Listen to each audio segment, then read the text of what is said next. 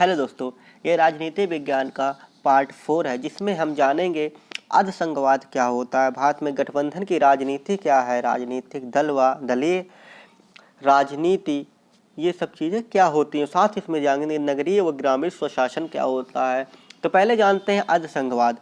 तो अर्धसंघवाद को जानने से पहले हम जानेंगे शासन के बारे में। शासन व्यवस्थाएं कितने प्रकार की होती हैं। शासन व्यवस्थाएं आपकी देखिए 2 प्रकार की होती हैं, एकात्मक शासन व्यवस्था और एक संघात्मक शासन व्यवस्था। तो पहले जानते हैं एकात्मक शासन व्यवस्था क्या होती है। तो एकात्मक शासन व्यवस्था होती है जिसके अंतर्गत संविधान के द्वारा शासन की समस्त शक्तियां केंद्रीय सरकार को प्रदान की जाती हैं तथा अधीनस्थ सरकारों को अपनी शक्तियां केंद्र से प्राप्त होती हैं। इस व्यवस्था में शक्तियों का विभाजन केंद्र व इकाइयों के मध्य में वैधानिक दृष्टि से नहीं होता है। अर्थात एकात्मक शासन में संविधान के अनुसार केंद्र और राज्य में शक्तियों का बंटवारा नहीं होता है, उसमें सभी शक्तियां केंद्र के पास ही होती हैं। यानी इसके जो विशेषताएं हैं हम देखेंगे, एकात्मक शासन की कुछ विशेषताएं भी हैं, जैसे शक्तियों का विकेंद्रीकरण, यानी शक्तियों का केंद्रीकरण, यानी शक्तियों का केंद्र पर ही मेन होती है, शक्तियों का विकेंद्रीकरण नहीं होता, शक्तियाँ बटी नहीं होती हैं। दूसरी विशेषता इसकी इकाइयों में केंद्र पर निर्भर होना, जैसे इकाई अर्थात राज्य या प्रांत होते हैं वह केंद्र पर निर्भर होते हैं। और इसमें एक और है इकहरी नागरिकता। इकहरी नागरिकता मतलब एकात्मक शासन के एक अन्य महत्वपूर्ण विशेषता है इकहरी नागरिकता, अर्थात केंद्र व राज्यों की पृथक पृथक नागरिकता की आवश्यकता नहीं होती है, केवल मात्र केंद्र की ही नागरिकता अनिवार्य होती है। इस प्रकार के शासन में संपूर्ण देश में एक कानून होते हैं, इससे प्रशासनिक एकरूपता बनी रहती है तथा नीति निर्धारण में सुविधा रहती है। इसी साथ केंद्रीय प्रशासन के कुछ दोष भी हैं, जैसे संपूर्ण शासन शक्ति में केंद्र में निहित होते हैं होने का केंद्रीय सरकार के निरंकुश होने का भय बना रहता है। एकात्मक शासन व्यवस्था में अधीनस्थ स्तरों पर जनता को राजनीतिक सहभागिता का अवसर प्राप्त नहीं हो पाता है। साथ ही कार्यभार की अधिकता के कारण केंद्रीय सरकार देश के विभिन्न भागों में समस्याओं व आवश्यकताओं को ना तो समझ पाती है और ना ही उनका समाधान कर पाती है। अधीनस्थ स्तरों पर जो भी संस्थाएं होती हैं वे केंद्र के अत्यधिक नियंत्रण के कारण ठीक प्रकार से अपने कार्यों का संपादन नहीं कर पाते हैं तथा उनके पास पर्याप्त संसाधन का भी अभाव रहता है। जनता की सहभागिता कम होने के कारण प्रशासनिक अधिकारियों में स्वेच्छाचारिता बढ़ने से नौकरशाही शासन स्थापित हो जाता है। वस्तुतः एकात्मक शासन व्यवस्था विशाल राष्ट्रों के लिए नहीं अपितु छोटे छोटे देशों के लिए उचित है। अब देखते हैं संघात्मक शासन व्यवस्था क्या होती है। संघात्मक शासन व्यवस्था में संविधान के द्वारा केंद्र व इकाइयों के मध्य, इकाइयां यहाँ पे आपका प्रांत है यानी राज्य हैं, राज्यों के मध्य शासन शक्तियों का विभाजन किया जाता है। दोनों स्तरों पर सरकारों को संविधान के प्रावधानुसार अपने अपने क्षेत्र में शक्तियों का उपयोग करते हुए निर्दिष्ट कर्तव्यों का संपादन करना होता है। संघात्मक शासन की भी कई सारी विशेषताएं हैं जिनको हम जानेंगे। पहली विशेषता है इसमें शक्तियों का विभाजन। तो संघात्मक शासन में व्यवस्था में केंद्र व राज्य यानी प्रांतों के मध्य शक्तियों का विभाजन संविधान के द्वारा कर दिया जाता है। दोनों स्तर की सरकारें अपने अपने क्षेत्र में प्रदत्त दायित्वों का निर्वहन करती हैं, किंतु साथ ही राष्ट्रीय एकता व सुरक्षा को दृष्टिगत रखते हुए केंद्र को प्रभावी स्थिति प्रदान की जाती है।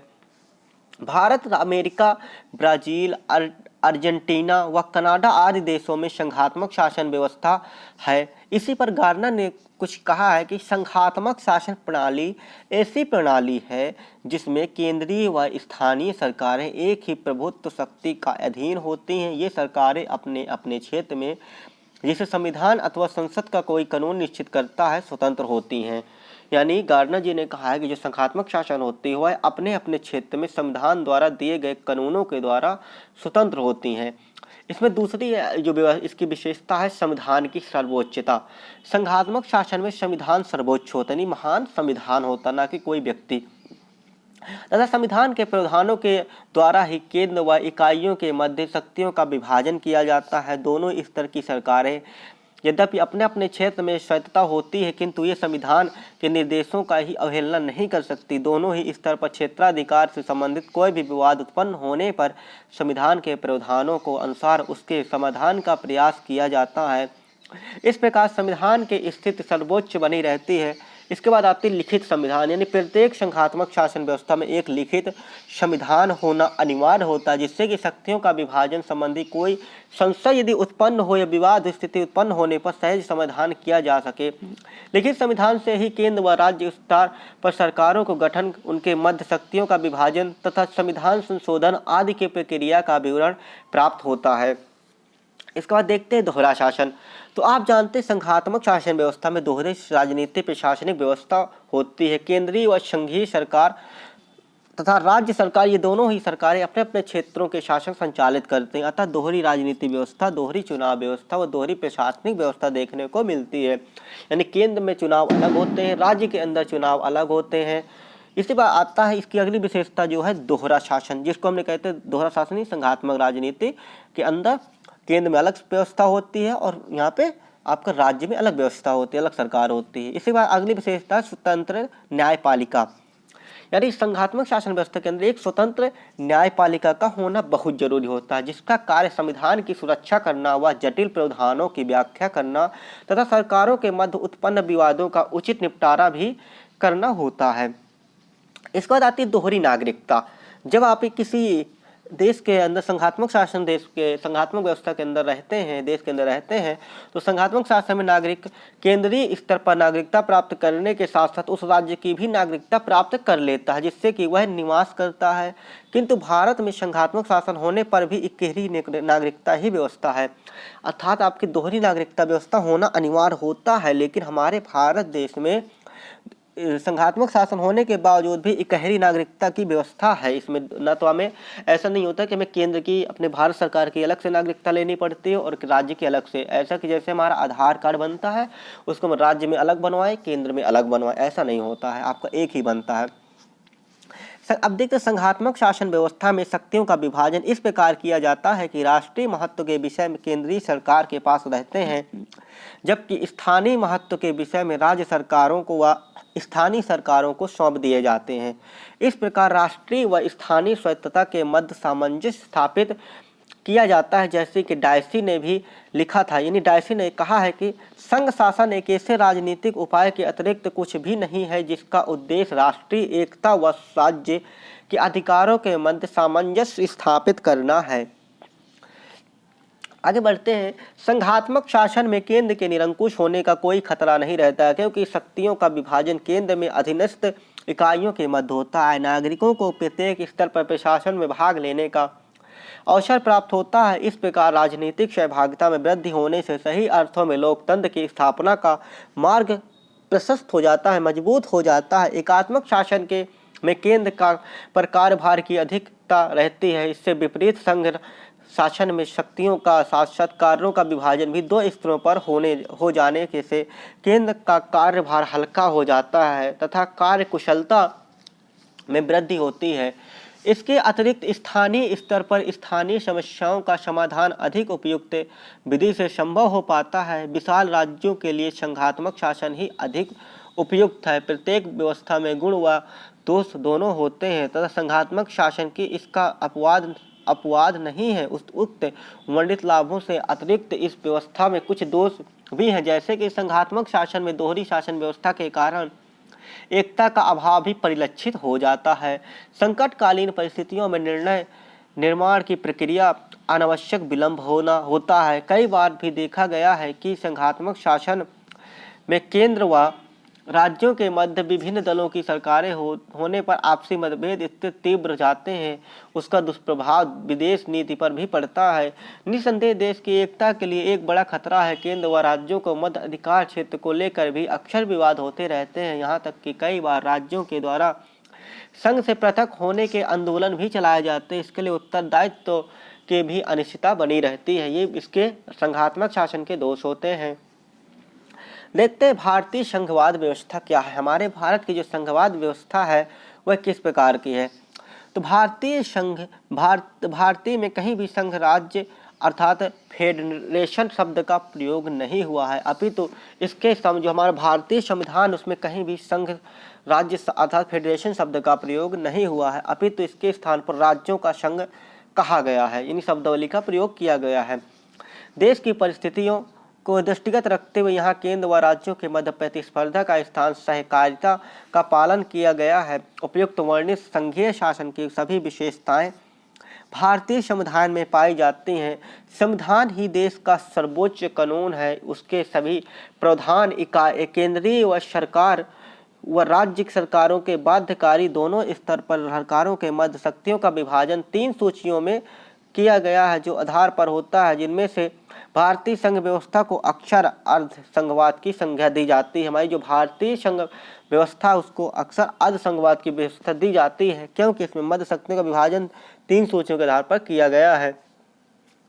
भारतीय संघात्मक व्यवस्था को अर्ध संघवाद कहना यहाँ कहाँ तक उपयुक्त है, यह जानने की निम्नलिखित विशेषताओं पर भी हम चर्चा करेंगे और जानेंगे कि हमें भारतीय संविधान को, भारतीय संघवाद को अर्ध संघवाद क्यों कहा जाता है।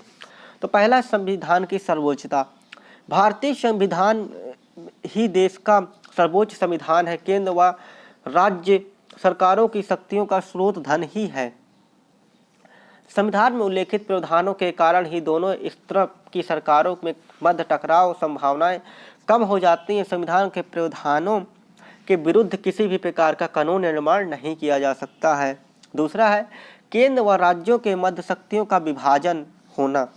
केंद्र व राज्यों के मध्य शक्तियों का विभाजन होने से दोनों स्तर की सरकारों में क्षेत्राधिकारों के निर्धारित कर दिया जाता है, जिससे पारस्परिक विवादों का संभावना कम हो जाती है। भारत में केंद्र व राज्यों के मध्य शक्तियों का विभाजन निम्नलिखित 3 सूचियों के आधार पर किया जाता है। तो हमारा जो भारत देश है उसमें शक्तियों का विभाजन 3 सूचियों के आधार पर किया गया है, जिसमें से है पहली संघ सूची, दूसरी राज्य सूची, तीसरी समवर्ती सूची।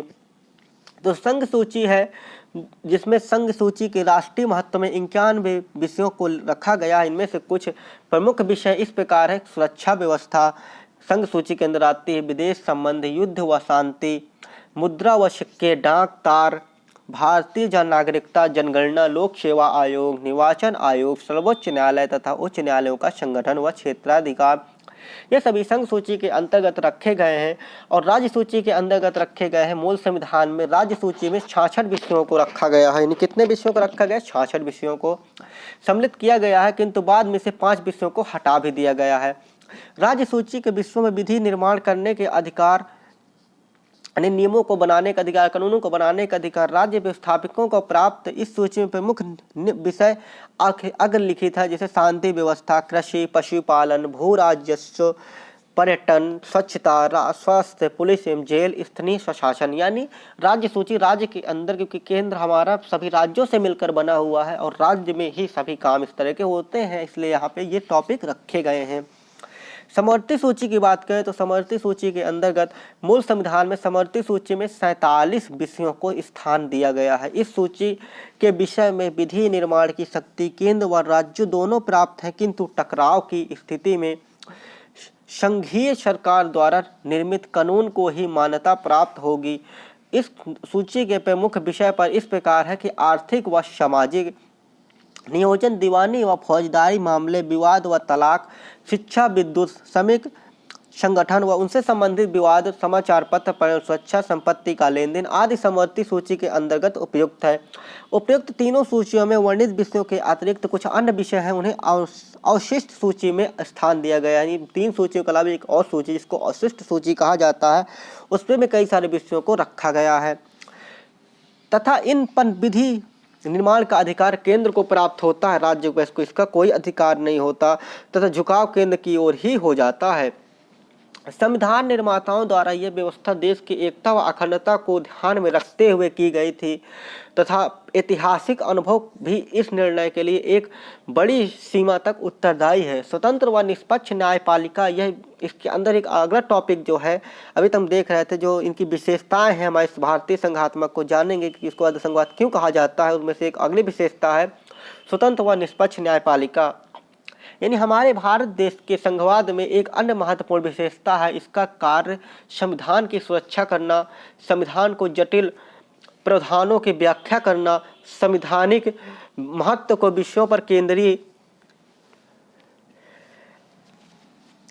केंद्रीय सरकार व राज्य सरकारों के मध्य विवाद उत्पन्न होने पर अंतिम निर्णय लेना। भारतीय संविधान के अंतर्गत भी संघवाद की इस विशेषता को अपनाया गया है।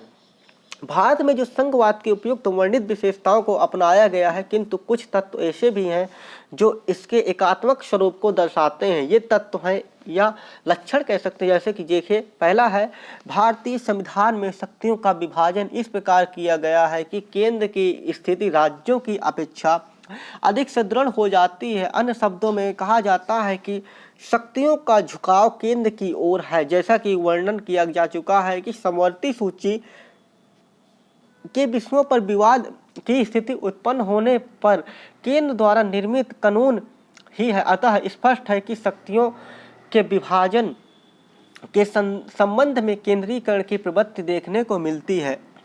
दूसरी जो इसमें लक्षण है, तत्व है हमारे एकात्मक शासन को होने का। हमारा जो भारतीय, इसको एकात्मक शासन क्यों कहा जाता है, इसके अगला है कि संविधान के अनुच्छेद 3 के अनुसार केंद्रीय संसद को राज्यों के नामों व सीमाओं में परिवर्तित करने का अधिकार दे दिया गया है। और तीसरा है इसमें संघीय शासन व्यवस्था में संसद के द्वितीय सदन में राज्यों को समान प्रतिनिधित्व कर दिया जाता है, किंतु भारत में द्वितीय शासन अर्थात राज्य सभा में राज्यों का समान प्रतिनिधित्व प्राप्त नहीं है, वरन राज्यों की जनसंख्या के आधार पर उनकी सदस्य संख्या निर्धारित की गई है। अगला पॉइंट है संविधान संशोधन की प्रक्रिया में भी केंद्र की तुलना में राज्यों को कम अधिकार प्रदान किए गए हैं। पांचवा है अखिल भारतीय सेवाएं यद्यपि पूरे देश के लिए होती हैं, किंतु उनकी भर्ती संघ लोक सेवा आयोग के द्वारा ही की जाती है। तदुपरांत चयनित अधिकारियों की नियुक्ति राज्यों के प्रशासनिक क्षेत्र में की जाती है तथा उन्हें निर्देश केंद्र में प्राप्त होते हैं। अर्थात जो हमारे यूनियन होती है, IAS IPS वाले जो जॉब होते हैं, ये पद होते हैं, उनको केंद्र ही नियंत्रण करती है। अगला पॉइंट है केंद्र व राज्यों के द्वारा निर्मित कानूनों में मतभेद की स्थिति होने पर केंद्र द्वारा निर्मित कानून की ही मान्य होगा। इसके अतिरिक्त राज्य को अपनी प्रशासनिक शक्तियों का प्रयोग इस प्रकार करना होता है कि केंद्रीय प्रशासन के मार्ग में कोई अवरोध या कोई बाधा उत्पन्न ना हो। अगला पॉइंट है संविधान के अनुसार संविधान में अनुच्छेद 3 है ना, उसके अनुसार केंद्रीय संसद को राज्यों के नामों व सीमाओं में परिवर्तित करने का अधिकार प्राप्त है। केंद्र को देश के मानचित्र में भी परिवर्तन करने का अधिकार है। अगला केंद्र व राज्यों के मध्य राजस्व विभाजन व इस प्रकार किया गया है कि राज्यों की केंद्र पर निर्भरता बनी रहती है। यह भी केंद्रीकरण की प्रवृत्ति का एक बहुत अच्छा उदाहरण है। कुछ विशेष प्रकार की एक विधेयक राज्यों में विधानमंडलों द्वारा पारित होने के बाद राज्यपाल के द्वारा राष्ट्रपति के विचार हेतु सुरक्षित रखे जाने व्यवस्था को केंद्रीकरण को दर्शाता है। क्योंकि आप देखते हैं हमारे प्रत्येक राज्य में एक राज्यपाल होता है जो डायरेक्ट संपर्क राष्ट्रपति से रहता है और राष्ट्रपति के द्वारा ही वो भेजे जाते हैं, इसलिए ये हमारा एक केंद्रीकरण की प्रवृत्ति को ही दर्शाता है। इसके बाद अगला है कुछ विशेष प्रकार के विधेयक राज्यों के विधानमंडलों द्वारा पारित होने के बाद राज्यपाल के द्वारा राष्ट्रपति के विचार हेतु सुरक्षित रखे जाने की व्यवस्था को केंद्रीकरण को दर्शाती है। और इसमें संविधान के अंतर्गत राष्ट्रपति को आपातकालीन शक्तियां प्रदान की गई हैं। ये शक्तियां इतनी व्यापक है कि इनके प्रयोग से भारतीय संघात्मक व्यवस्था एकात्मक व्यवस्था में परिवर्तित हो जाती है। अगला है संघवाद की एक महत्वपूर्ण विशेषता दोहरी नागरिकता। भारत में यद्यपि संघात्मक शासन व्यवस्था को अपनाया गया है, किंतु फिर भी संविधान में इकहरी नागरिकता का प्रावधान किया गया है। यह विशेषता है कि एकात्मकता की ओर झुकाव को दर्शा रही है कि हमारे भारत में एकात्मक की तरह इकहरी नागरिकता है, बल्कि संघवाद होने के बावजूद भी। अगला पॉइंट है राज्यपाल की नियुक्ति व उसका पद भी सदैव से विवाद कर रहा है कि राज्यपाल को केंद्र के अभिकर्ता के रूप में देखा जाता है। दूसरा है कुछ संघ शासित के क्षेत्र केंद्र के अधीन तथा कुछ राज्यों व राज्य क्षेत्रों के लिए विशेष प्रावधान दिए गए हैं। इससे भी राज्यों की स्वायत्तता में कमी आती है तथा उनकी केंद्र पर निर्भरता बढ़ जाती है। साथ ही संघ शासित क्षेत्रों में नियंत्रण से केंद्र की स्थिति सशक्त हो जाती है। इसी के साथ देखते हैं उपयुक्त जो हमने कारण मिलते हैं, इन कारणों की आलोचना व भारतीय संघवाद को अर्ध संघवाद की संज्ञा दी जाती है। जो हमें अभी पढ़ा एकात्मक शासन के जो कुछ तत्व मिल रहे थे और संघवाद की विशेषता थी, उनको देखा और उनसे आलोचना की या फिर उनसे एक निष्कर्ष निकाला कि केंद्रीय सरकार को अधिक शक्तिशाली बनाना ऐतिहासिक अनुभवों व परिस्थितियों की उपज है। संघवाद के कठोर सिद्धांतों को लागू न करते हुए व्यवहारिक दृष्टि से लचीलापन अपनाया गया है। इससे संविधान के संघात्मक स्वरूप का कोई प्रतिकूल प्रभाव नहीं पड़ता है। भारत में वस्तुतः सहयोगी संघवाद की स्थापना की गई है, यानी सहयोगी या फिर सहयोगी अर्थात कह सकते हैं कि संघवाद जो है अर्ध संघवाद की स्थापना की गई है। इसके बाद देखते हैं हम इसमें जो हमने बताया था टॉपिक भारत में गठबंधन राजनीति। तो देखते हैं भारत में जो गठबंधन राजनीति क्या है और ये गठबंधन राजनीति किन गुणों दोषों के कारण होती है। तो पहले देखते हैं भारत में गठबंधन है क्या। तो गठबंधन शब्द का क्या होता है पहले इसको जानते हैं। तो गठबंधन शब्द लोकतांत्रिक व्यवस्था में बहुदलीय प्रणाली के निकट का संबंध है, यानी गठबंधन शब्द जो है लोकतांत्रिक व्यवस्था में कई सारी दलों के प्रणाली में निकटता के एक साथ जुट होने का संबंध है। इसके अंतर्गत किसी भी राजनीतिक दल को स्पष्ट बहुमत न मिलने पर कई छोटे छोटे दल मिलकर सरकार का गठन करते हैं और किसी एक दलीय प्रणाली अथवा द्विदलीय प्रणाली में यह संभव नहीं है। गठबंधन का निर्माण तभी संभव है जब इसमें सम्मिलित होने वाले विभिन्न राजनीतिक दल अपने अपने मतभेदों को भुला देते हैं। सैद्धांतिक दृष्टि से गठबंधन एक ठोस आधार से युक्त प्रतीत होता है, किंतु यथार्थ में यह आंतरिक कमजोरियों के कारण अस्थायी प्रकृति का होता है, क्योंकि कई सारे छोटे छोटे जो गठबंधन में शामिल होते हैं दल शामिल हो जाते हैं, उनके अंदर आपसी में कमजोरियां पैदा कर देते हैं, मतभेद कमजोरी डाल देते हैं, जिससे ये काफ़ी नुकसानदायक भी हो जाता है। तो देखते हैं गठबंधन का अभिप्राय क्या है, गठबंधन किस शब्द से मिलकर बना, गठबंधन है क्या। तो गठबंधन शब्द लैटिन भाषा के शब्द कॉल्स्कर से लिया गया है, जिसमें को से अभिप्राय एक साथ से है, यानी को से अभिप्राय क्या है एक साथ से है, और अल्सक्रेयर से का अर्थ है कि एक साथ जाना या बढ़ना। यानी इस गठबंधन का अर्थ है कि अभिप्राय है कि किसी भी निकाय या व्यक्तियों के किसी भी निश्चित उद्देश्य की पूर्ति हेतु एकजुट होना। यानी गठबंधन का एक्चुअली में अर्थ क्या है, अर्थ है इसका किसी भी निकाय यानी किसी व्यक्तियों का किसी भी निश्चित उद्देश्य की पूर्ति होते एक साथ मिल करके काम करना गठबंधन कहलाता है। राजनीतिक अर्थ में गठबंधन शब्द का प्रयोग संयुक्त कार्यवाही हेतु विभिन्न शक्तियों व राज्यों के गठबंधन या अस्थायी सहयोग से है। तो गठबंधन प्रणाली में कुछ महत्वपूर्ण पॉइंट है जिनको हम जानते हैं। पहला है इसमें गठबंधन कुछ पुरस्कारों, भौतिक उपलब्धियों व मानसिक उद्देश्य की पूर्ति हेतु बनाए जाते हैं। जो गठबंधन होते हैं कुछ पुरस्कारों व भौतिक उपलब्धियों व मानसिक उद्देश्य की पूर्ति हेतु बनाए जाते हैं। किसी भी गठबंधन में कम से कम 2 प्रतिभागी दल होने अनिवार्य होते। जैसे बिजनेस आपको होता है 2 लोगों में पार्टनरशिप होती है, वैसे इसमें पार्टनरशिप जैसे होते वैसे गठबंधन होता है सेम। किसी भी गठबंधन में कम से कम 2 प्रतिभागियों का होना आवश्यक है। गठबंधन में और क्या है कि जो गठबंधन कैसे होता है, गठबंधन का अंतर्निहित सिद्धांत विशिष्ट हितों में अस्थायी संयोजन के साधारण तत्व पर आधारित है। गठबंधन की राजनीति कोई स्थिर नहीं है, अपितु गंत्यात्मक विषय है, क्योंकि इसमें भाग लेने वाले समूह या दल भंग हो जाते हैं और फिर एक नए गठबंधन बनाए जाते हैं। गठबंधन का आधार समझौता होता है, इससे हठ धर्मिता का कोई स्थान नहीं होता है। इसमें हम समझौता करते बल्कि एक जिद नहीं पालते। गठबंधन एक न्यूनतम कार्यक्रम होता है, यह आवश्यक नहीं है कि प्रत्येक भागीदारी के लिए यह स्वीकार्य हो। यानी गठबंधन में प्रत्येक भागीदार को यह स्वीकार नहीं होता है। गठबंधन के प्रत्येक भागीदार अपने अपने सिद्धांतों को पृथक रखकर एक समान विचारधारा को स्वीकार करता होता है। गठबंधन निर्माण का प्रमुख उद्देश्य सत्ता प्राप्त करना होता है। यद्यपि गठबंधन का उद्देश्य पूर्ववर्ती सरकार को गिराना होता है, किंतु गठबंधन की सरकार भी स्थायी सिद्ध नहीं होती। इसमें भी दल बदल की प्रवृत्ति को देखने को मिलती है।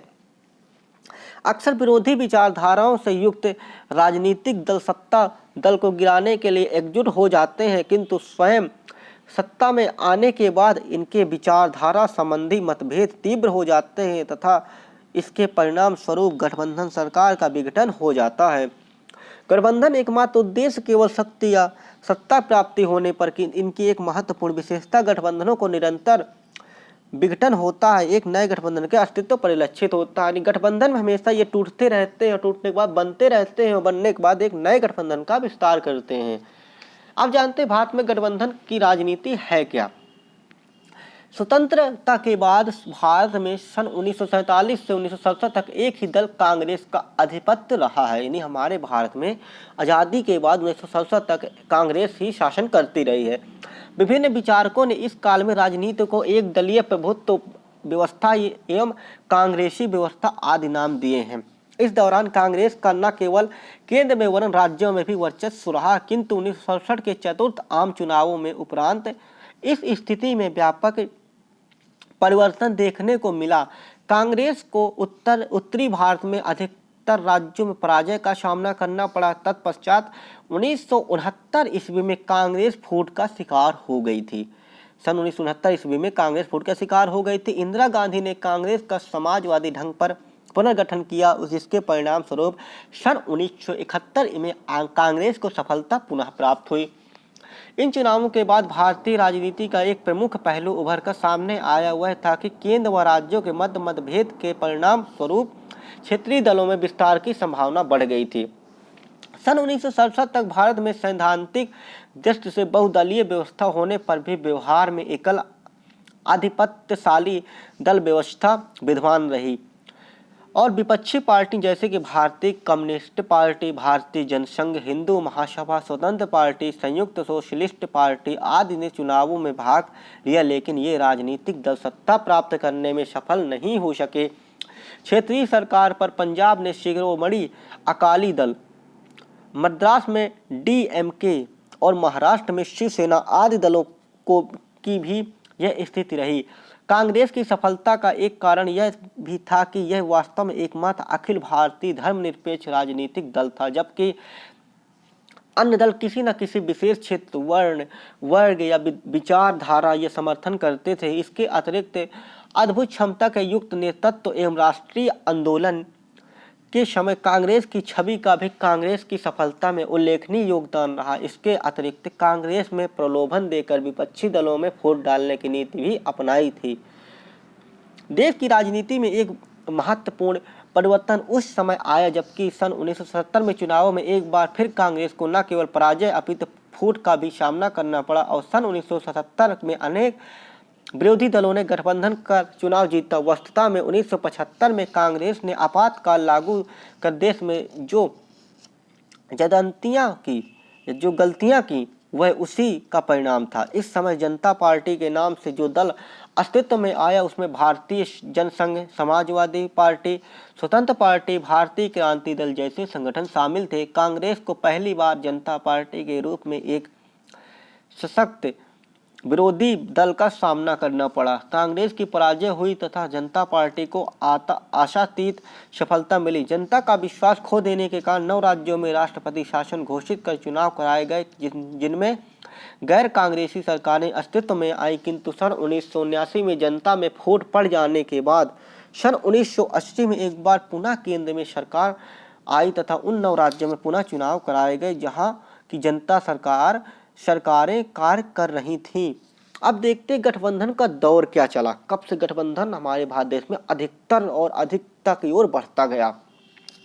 भारतीय राजनीति में सन 1989 से गठबंधन का दौर शुरू हुआ। इससे पूर्व राजनीतिक क्षेत्र में जो हलचल रही उसका संक्षिप्त विवरण इस प्रकार है, जो कि कांग्रेस दल में निजी संगठन के रूप में परिवर्तित होने से जन असंतोष उत्पन्न होने लगा था।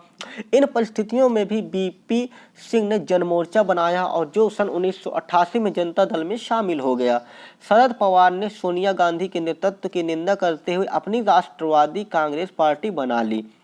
फिर बिहार में लालू यादव जनता दल के प्रमुख बन गए। उत्तर प्रदेश में मुलायम सिंह यादव ने वर्गों व मुसलमानों को अपनी ओर आकर्षित करने के लिए समाजवादी पार्टी बनाई।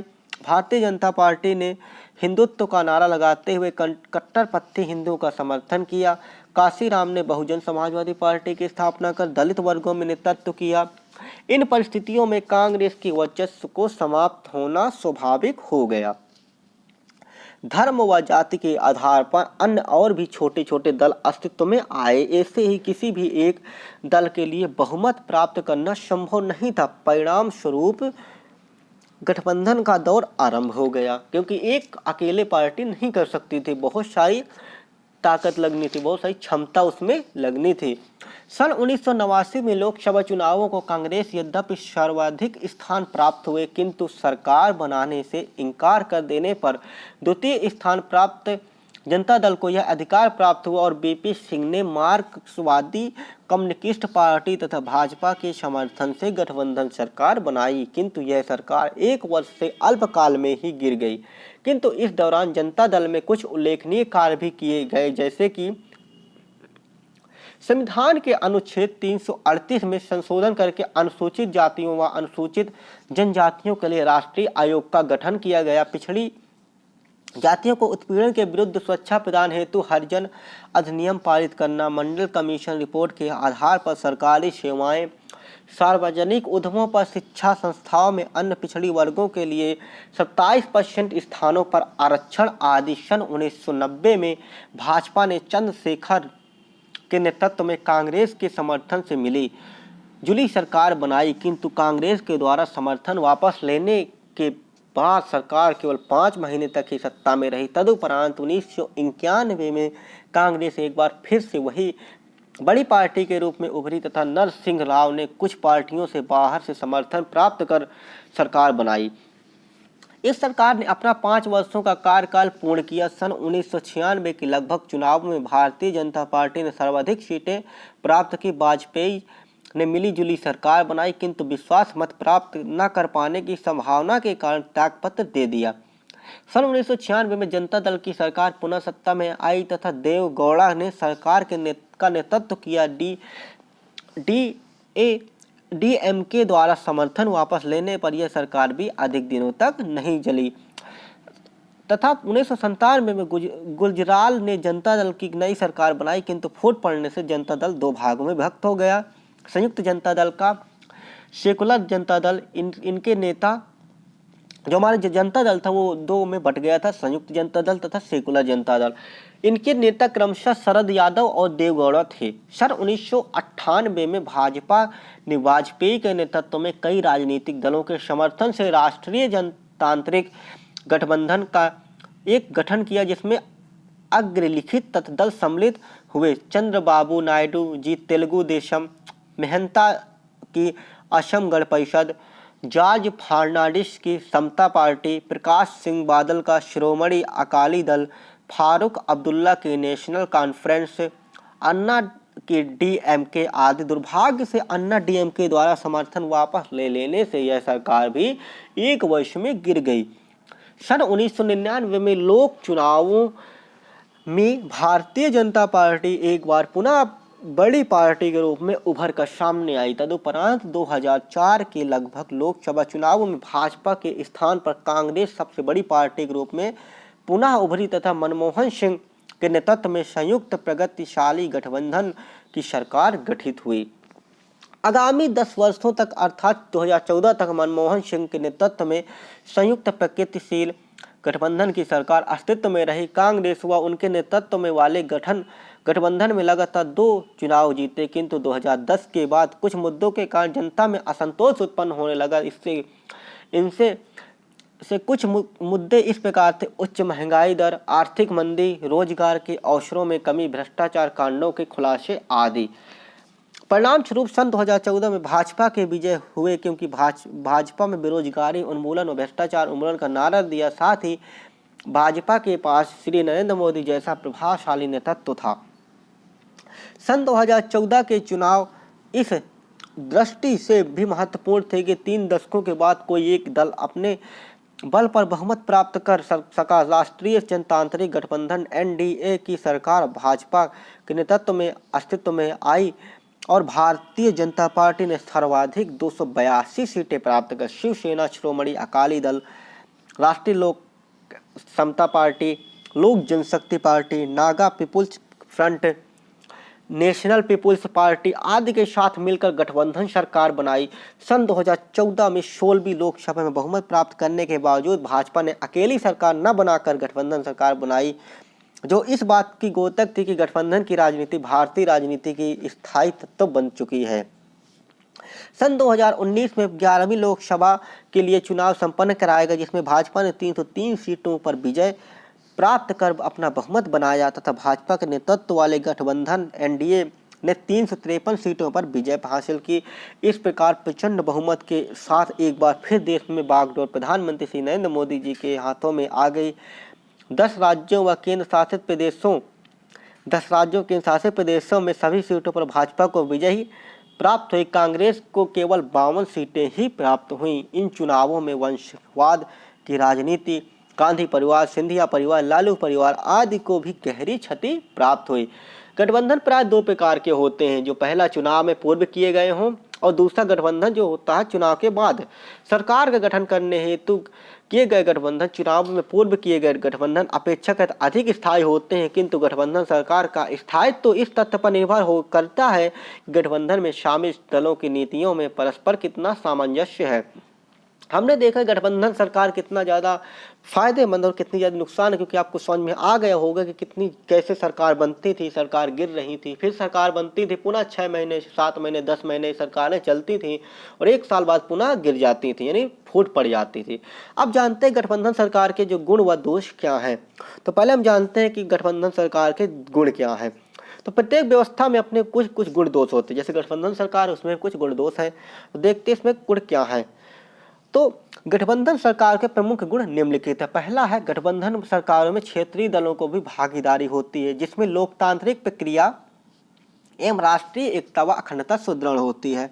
इसी में दूसरा पॉइंट है, केंद्रीय गठबंधन में क्षेत्रीय दलों की भागीदारी से क्षेत्रीय विकास के लक्ष्य को प्राप्त करने में सहायता मिलती है। अगला पॉइंट है, किसी भी एक दल के तानाशाही पूर्व रवैये पर नियंत्रण स्थापित होता है। बात सही है। अगला पॉइंट है, गठबंधन सरकार ये संघीय प्रणाली को सशक्त आधार प्राप्त होता है, बेहतर होता है। गठबंधन में शामिल दलों को भिन्न भिन्न विचारधाराएं होती, जिनसे परस्पर समन्वय के पश्चात व्यापक हितों में प्रतिनिधित्व मिलता और एक अच्छा निर्णय प्राप्त होता है। भारत जैसे विविधताओं में परिणत देशों में गठबंधन सरकार की प्रकृति अधिक प्रतिनिधित्वात्मक की जाती है। निर्णय प्रक्रिया में जनता के बड़े वर्ग की भागीदारी संभव हो पाती है। बेहतर बात अच्छी है। इसके बाद देखते गठबंधन सरकार में क्या दोष। अभी तक हमने जाना गुण क्या थे, अब देखते दोष। इसमें दोष भी कई सारे हैं। गठबंधन सरकार का सबसे बड़ा दोष यह है कि इसमें स्थायित्व का अभाव हो जाता है। ये गठबंधन में यदि कई सारी गठबंधन चलता रहा तो एक स्थायित्व प्रदान कर लेता है, यानी एक ही सरकार रहेगी, दूसरी बार गठबंधन की दूसरी सरकार वही बन जाती है। दूसरा पॉइंट इसमें, सरकार को अस्थायित्व के कारण बार बार चुनाव कराने पड़ते हैं, जिसमें धन का अपव्यय होता है और जिसका भार जनता पर ही पड़ जाता है, क्योंकि जनता से ही धन आता है। अगला पॉइंट है, गठबंधन सरकार में शामिल विभिन्न दलों की विचारधाराओं के मध्य समन्वय का सामंजस्य स्थापित करना कठिन होता है तथा इसके कारण निर्णय प्रक्रिया में अनावश्यक विलंब होता है। अगला पॉइंट है, सत्ता में बने रहने से कई बार तुष्टीकरण की नीति अपनाई जाती है, जिसमें अनैतिकता एवं भ्रष्टाचार को प्रोत्साहन मिल जाता है। बेहतर अच्छा दोष इसमें बताया गया है। अगला पॉइंट है, गठबंधन सरकारों के कारण दल बदल के प्रवृत्ति को प्रोत्साहन मिलता है। अगला पॉइंट है, गठबंधन सरकार में शामिल राजनीतिक दल अपने राजनीतिक हितों की पूर्ति हेतु प्रधानमंत्री पर दबाव डालते हैं, अन्यथा समर्थन वापस लेने की बात कहते हैं। इससे राष्ट्रीय महत्व में विषयों पर क्षेत्रीय विषम हावी हो जाता है, जिससे महत्वाकांक्षी बन जाते हैं। अगला पॉइंट है, विभिन्न विचारधाराओं के नेताओं के पास मतभेद बने रहते हैं, जिसके कारण नेतृत्व क्षमता का पर प्रतिकूल प्रभाव पड़ता है। अगला पॉइंट है, गठबंधन सरकार में क्षेत्रीय दलों का महत्व जो होता है, प्रभाव होता है, बढ़ने लगता है। राष्ट्रीय हित की अपेक्षा क्षेत्रीय हितों में अधिक महत्व दिया जाता है, जिससे राष्ट्रीयता एकता को खतरा उत्पन्न होता है। सहयोगी दलों के दबाव के कारण गठबंधन सरकार को क्षेत्र नेता आंतरिक नीतियों में संबंध में विदेश की नीति को संबंध को स्वतंत्र निर्णय नहीं ले पाता है। इसलिए गठबंधन काफी नुकसानदायक होता है, क्योंकि एक सभी की सहमति उसमें जरूरी हो जाती है। गठबंधन सरकार के गुण व दोषों को उपयुक्त विवेचना के उपरांत यदि भारत की स्थिति का दृष्टिगत किया जाए तो यह स्पष्ट हो जाता है कि सन 1989 से लेकर के 2004 तक के जो गठबंधन का दौर देश में राजनीति के अस्थायित्व प्रदान की दौर था, तो वह 2004 से 2014 तक यद्यपि गठबंधन सरकार यूपीए में स्थायित्व की स्थिति देखने को मिली, किंतु सही निर्णय में पारदर्शिता के अभाव में यह काल जड़ उपलब्धियों का काल नहीं था। किंतु सन 2014 के बाद गठबंधन सरकार में स्थायित्व देखने को मिला, जिसका श्रेय प्रधानमंत्री श्री नरेंद्र मोदी जी के कुशल नेतृत्व को जाता है। सन 2014 से 2019 के लोकसभा चुनाव परिणामों में स्पष्ट होता है कि जनता राजनीतिक स्थायित्व तो चाहती है, और यदि कारण यह है कि दोनों चुनाव में भाजपा के व्यापक जन समर्थक प्राप्त हुए, किंतु भाजपा ने बहुमत प्राप्त होते हुए भी जिस प्रकार गठबंधन की सरकार बनाई, उससे यह स्पष्ट होता है कि गठबंधन सरकार सकारात्मक पक्ष भी है, उपेक्षा नहीं की जा सकती। परिवर्तित परिस्थितियों में संभवतः गठबंधन सरकार के पक्ष है। वर्तमान में भारत में दो प्रमुख राजनीतिक गठबंधन है। पहला है संयुक्त प्रगतिशील गठबंधन अथवा यूपीए, जिसको हम क्या कहते हैं, संयुक्त गठबंधन अर्थात यूपीए। यह गठबंधन 2004 में कांग्रेस के नेतृत्व में अस्तित्व में आया। इसमें शामिल अन्य दल राष्ट्रवादी कांग्रेस पार्टी, मुस्लिम लीग, तृणमूल कांग्रेस, केरल कांग्रेस, झारखंड की मुक्ति मोर्चा, डीएमके केरल एवं राज्य समिति के तथा नेशनल कॉन्फ्रेंस। और दूसरी जो हमारे गठबंधन की पार्टी है, राजनीतिक है, वो है क्या है, राजनीतिक जनतांत्रिक गठबंधन अथवा राजग, जिसको कहते हैं हम एनडीए। तो यह गठबंधन सर्वप्रथम 1998 में भारतीय जनता पार्टी नेतृत्व में अस्तित्व में आई। इसमें शामिल दलों की संख्या परिवर्तित होती रहती है। इसके अतिरिक्त वामपंथी दलों का अलग गठबंधन है तथा एक अन्य गठबंधन 3 दल राष्ट्रीय जनता दल, लोक जनशक्ति दल या समाजवादी दल शामिल हैं। इस प्रकार हमने देखा कि गठबंधन राजनीतिक पर कितना प्रभाव डालता है और कितने इससे लाभ और हानि या दोष क्या हैं, काफ़ी अच्छे समझ में आया होगा आपको। अब हम आगे पढ़ेंगे इसके बाद अगले पार्ट में कि हमारा जो गठबंधन होता है, गठबंधन के बाद हमारा राजनीतिक दल में दलीय राजनीति क्या होती है, और इसमें दलीय राजनीति के बाद और भी आगे के चैप्टर पर जानेंगे।